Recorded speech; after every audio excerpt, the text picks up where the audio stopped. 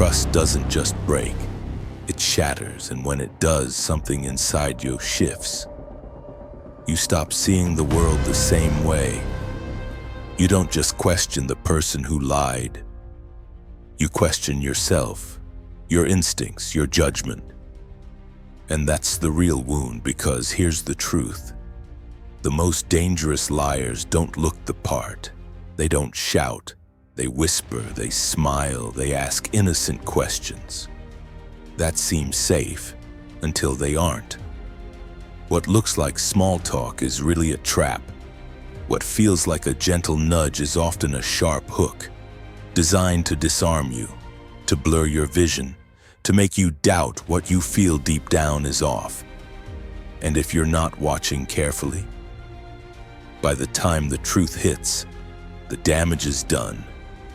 In today's video, we're exposing 5 deceptively soft questions manipulators use to build fake trust, while secretly twisting the story in their favor.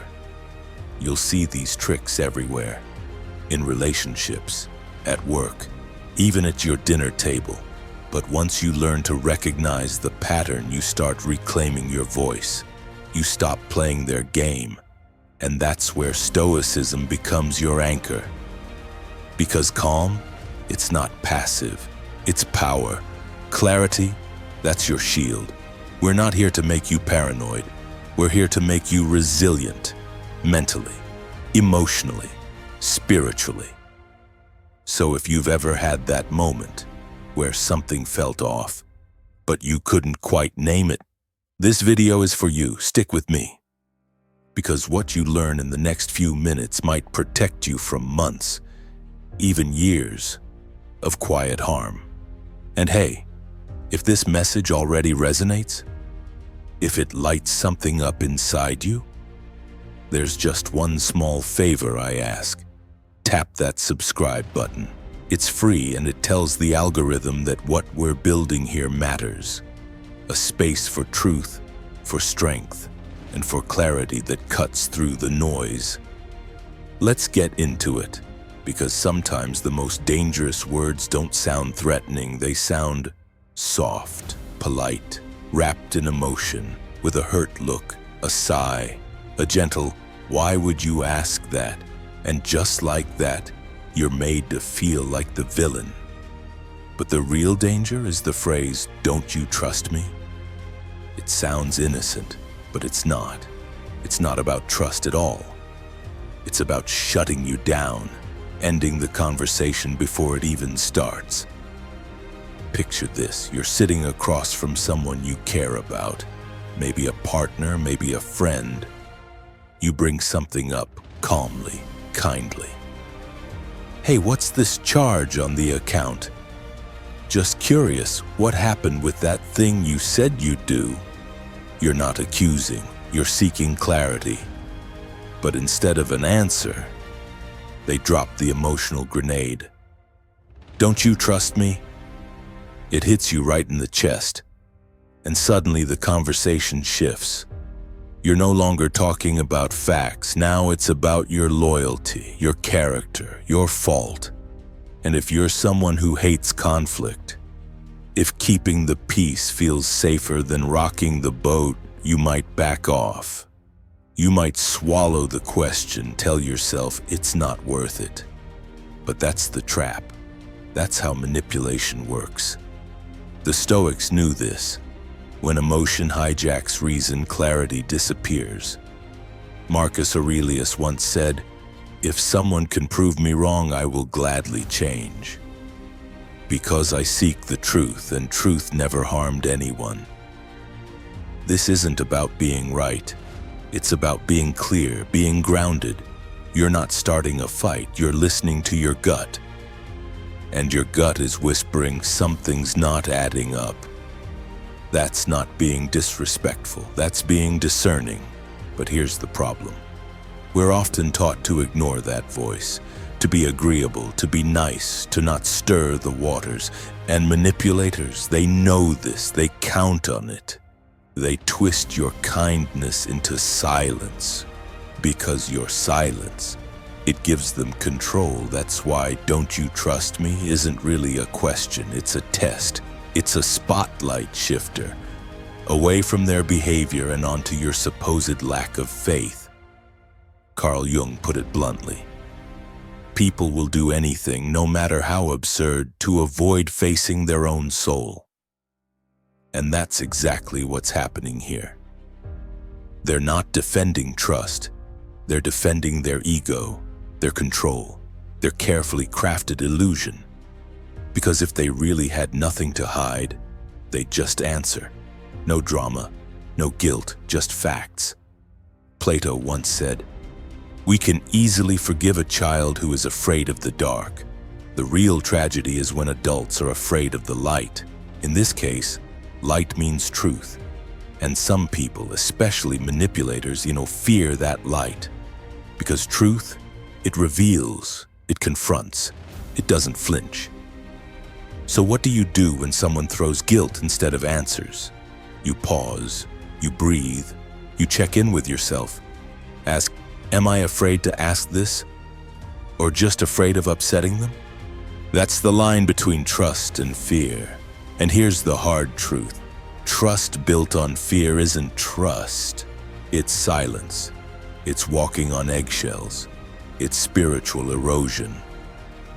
Socrates said, "The unexamined life is not worth living." Apply that here.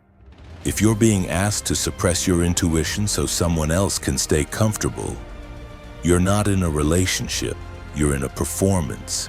And that performance, it's draining your peace, your clarity, your self-respect.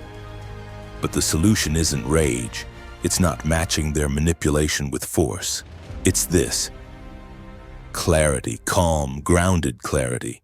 You can say it with steadiness. If there's nothing to hide, I'm sure you won't mind explaining. Or even, trust shouldn't require me to ignore what doesn't sit right. That's not aggression, that's alignment. That's wisdom in action.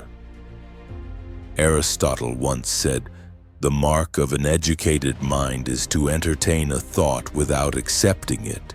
You're not being suspicious. You're being thoughtful. You're not jumping to conclusions. You're keeping your eyes open. Because letting guilt silence you, that's how you hand over your power. And once that power slips, you're no longer living in your truth. You're surviving in theirs. Self-trust, that's the foundation. Without it, you're lost. With it, you're unshakable. So here's your call to action. Next time someone drops that line, "Don't you trust me?" Don't shrink. Stay calm. Say it with strength. "If I trust you, I should still be allowed to ask questions." Say it with love. Say it with clarity, but say it. Because blind faith, that's not peace, that's a cage. There's a kind of manipulation that doesn't shout. It whispers. It doesn't slam doors or raise voices. It smiles calmly, looks you in the eye, and says the 4 words that flip the script. Why would I lie? Sounds harmless, right? Maybe even sincere, but it's not an answer. It's a deflection, a rhetorical trick designed to make you question yourself instead of holding them accountable. Let's say your boss promised you a raise. You've been showing up, exceeding every target. You finally ask, "Any updates on that raise you mentioned?" And instead of a straight answer, they lean back, smirk, and say, "Why would I lie to you?" Feels innocent. But now, you're not discussing facts. You're justifying your right to even ask. That's how the fog starts to roll in. And here's a trap most of us fall into. We assume that because we wouldn't lie in the situation, they wouldn't either. But people lie for all kinds of reasons.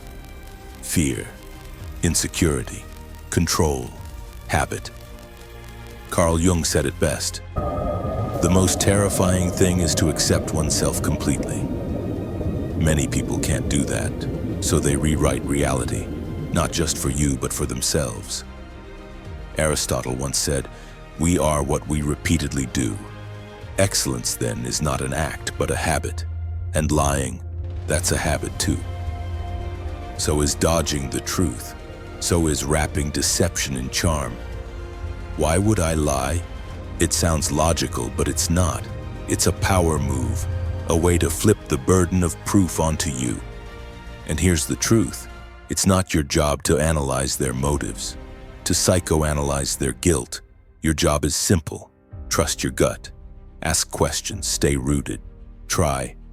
Can you walk me through that? Can we go over the details together? These aren't attacks.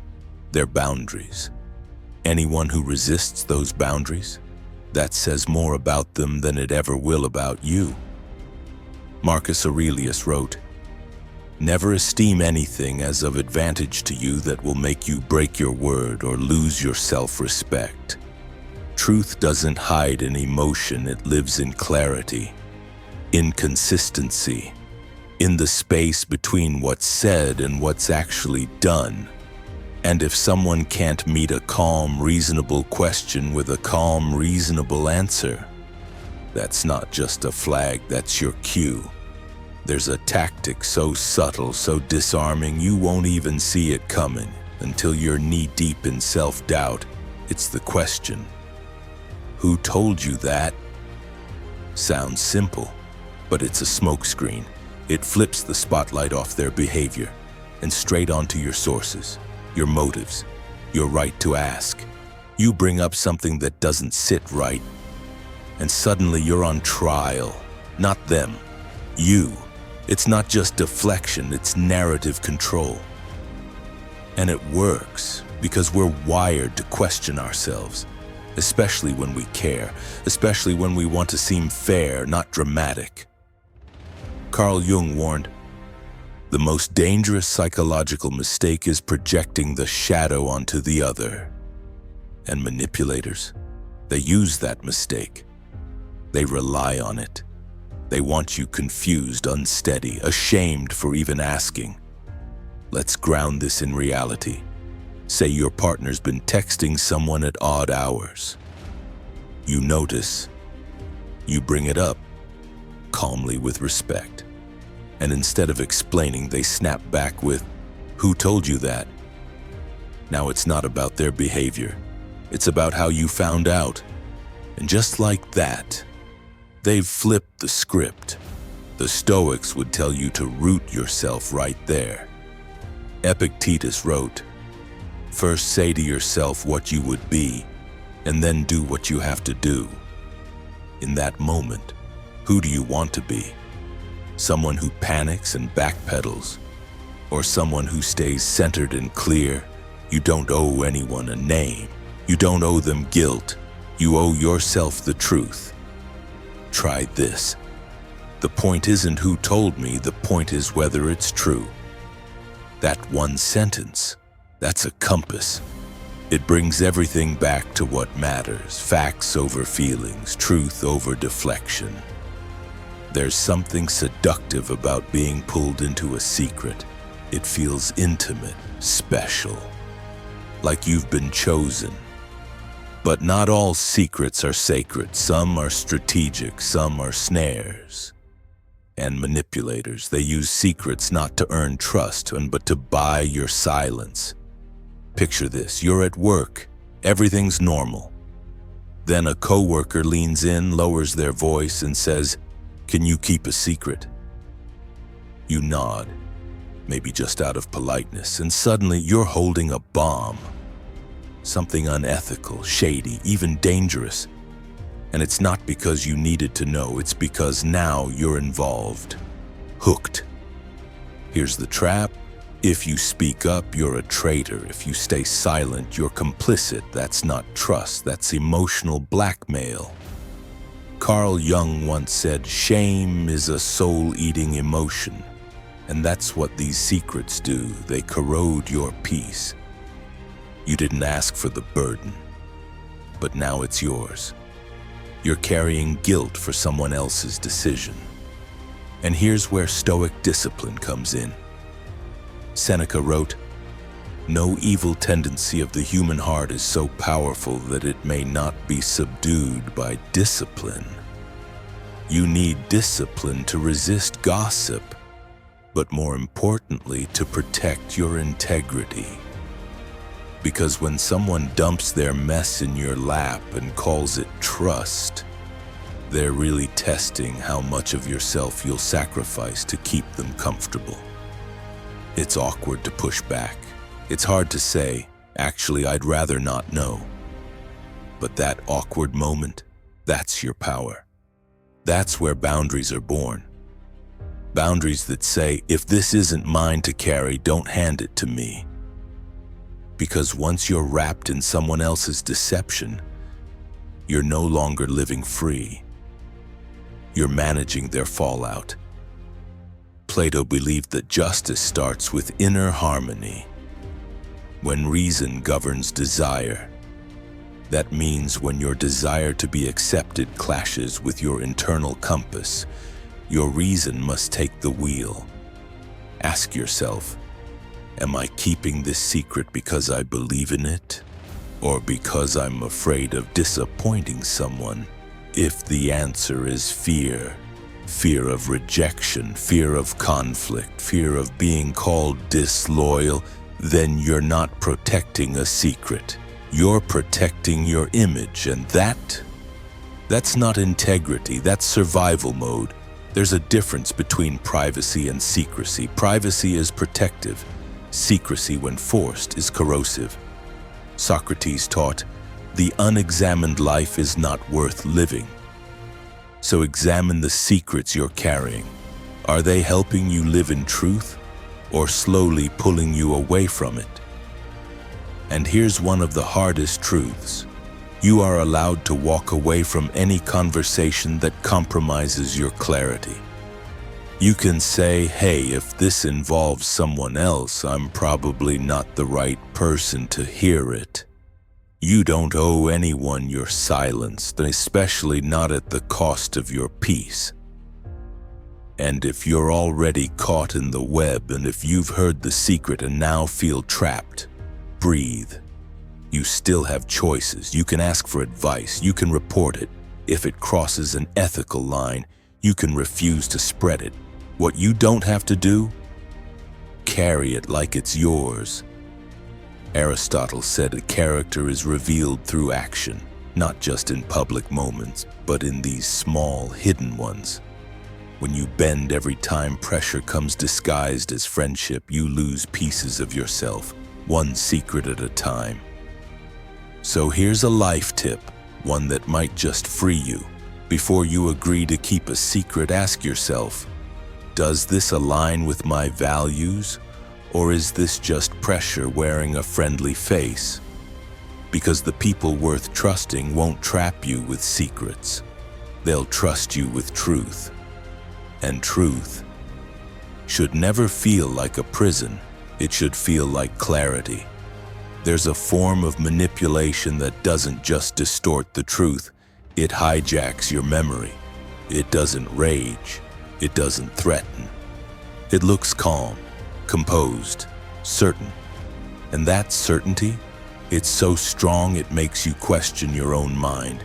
You start second-guessing yourself. Not because the facts changed, but because their confidence is overwhelming. This is gaslighting, the slow, strategic erosion of your reality. It's not always loud, it's subtle, quiet, insidious. You say, I never agreed to that, and they go, yes, you did. We talked about it, you even said you liked the idea. Now your brain starts to scramble. You doubt yourself, you question your own memory, you feel unstable. And that's the goal. Carl Jung once said, the ability to ask a question is the greatest evidence of human freedom. Gaslighting strips you of that freedom. It replaces your clarity with confusion. It makes you too unsure to even raise your hand. But here's what's really happening. Gaslighting isn't about confusion, it's about control. It shifts the power dynamic so that they become the narrator of your story. Each time you stay silent, each time you let it slide, they write another chapter without you. The Stoics knew, this is a war for your reason. Marcus Aurelius wrote, "You have power over your mind, not outside events. Realize this and you will find strength." This isn't about shouting. It's not about proving someone wrong. It's about staying tethered to what you know is real. Even when someone else is trying to rewrite the past, even when they do it with a smile. Here's the truth most manipulators never expect. Once you see gaslighting for what it is, you can't unsee it. Once you realize that their calm isn't truth, but a performance, you stop asking, what if they're right? And start asking, why are they so afraid of being questioned? That's the shift. That's when the fog begins to clear. Aristotle believed, knowing yourself is the beginning of all wisdom. In gaslighting, that means knowing the difference between humility and self-erasure. It's okay to admit you don't remember something, but it's not okay to hand over your reality just because someone else insists they know better. So what can you do practically? First, track patterns. Take notes. Write things down, send that confirmation text, take the screenshot, write the date. This isn't paranoia, it's protection. Because when someone tries to rewrite the past, you don't just rely on memory, you rely on evidence. Seneca said, "We suffer more in imagination than in reality." Gaslighting thrives in that space and between what you fear and what you remember. But when you document the truth, you start closing that gap, you start reclaiming your story. But facts aren't enough. You also need courage. Courage to trust your gut when something feels wrong. Courage to stand firm when someone else speaks with false confidence. Socrates famously said, "The only true wisdom is in knowing you know nothing." But here's the flip side. True manipulation is making you believe you know nothing. When you do, gaslighting is not just a disagreement. It's not just a lie. It's a war on your reality, a challenge to your sanity. That's why it cuts so deep. It doesn't just make you question them, it makes you question yourself. But here's what most manipulators never count on. Once you name it, once you call it out for what it is, you take your mind back. You start listening to you again. You stop asking, "Am I overreacting?" And you start asking, "Why is this person so uncomfortable with truth?" That's power. That's clarity. That's what Stoicism teaches us to embody. Aristotle said, "Knowing yourself is the beginning of all wisdom." And in a gaslighting dynamic, knowing yourself becomes armor. So what do you do next? You track what's happening. You document the inconsistencies. You reflect on how you feel after every conversation. Ask, am I walking away clear or confused? Do I feel grounded or ashamed? If it's confusion, shame, doubt, and don't ignore that. That's not you being sensitive, that's you being aware. When something repeatedly makes you doubt your own reality, that's not love, that's not respect, that's a red flag. You don't need to explode, you don't need to accuse, you just need to step back, not in anger, in wisdom. You don't need to burn the bridge, you just need to build a boundary. Marcus Aurelius wrote, "The object of life is not to be on the side of the majority, but to escape finding oneself in the ranks of the insane." In a world full of emotional fog, gaslighting, and manipulation, your job is to stay sane, to stay clear, to stay grounded. So next time someone tries to twist your memory, confuse your clarity, or control your story, don't match their energy. Match it with stillness, with calm, with truth. That's what it means to be stoic. That's what it means to be free. Here's the final truth.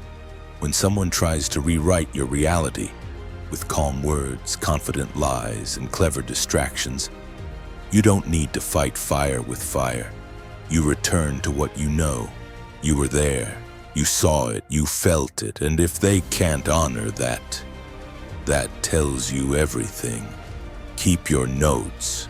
Keep your center. Keep your power. Let them spin their version. You stay grounded in truth. Because manipulation relies on one thing, your silence. But once you start speaking clearly, even if it's just to yourself, that power begins to crumble. There's something deeply freeing about saying, "This doesn't sit right, and I won't ignore that anymore." It's not dramatic, it's not rude, it's wise. When someone tries to make you feel crazy for wanting clarity, remember, that's projection, that's avoidance, that's not on you. Gaslighting works because it makes you forget that your perception matters, your memory matters, your instincts matter, your truth matters. So protect it. Socrates said, "The highest form of human excellence is to question oneself and others." That doesn't make you paranoid. It makes you free. The world will try to convince you to trade your clarity for comfort, to ignore what you see, what you feel, what you know. But here's what Stoicism reminds us. You don't need to shout to be strong. You don't need to explain yourself to validate your truth. You just need to stand in it. So if someone asks, "Who told you that?" or "Don't you trust me?" or "Why would I lie?" let the silence sit. Let them squirm if they must. Then bring it back. That's not the point. Let's focus on what's actually going on. Because truth doesn't need to dodge. It doesn't panic. It stands. Your perception is your compass. Don't let anyone take it from you. Protect it with truth. Guard it with facts. Because when someone tries to bend your reality, you don't need to bend with it. You hold steady. You hold you. That's what it means to live stoic. That's what it means to live free. If this message resonated, if it helped clear even a sliver of fog, then I invite you to explore the next video waiting for you. We dive even deeper into clarity, courage, and the strength of a mind unshaken. Stay grounded, stay sharp, and when you're ready, we'll be right here.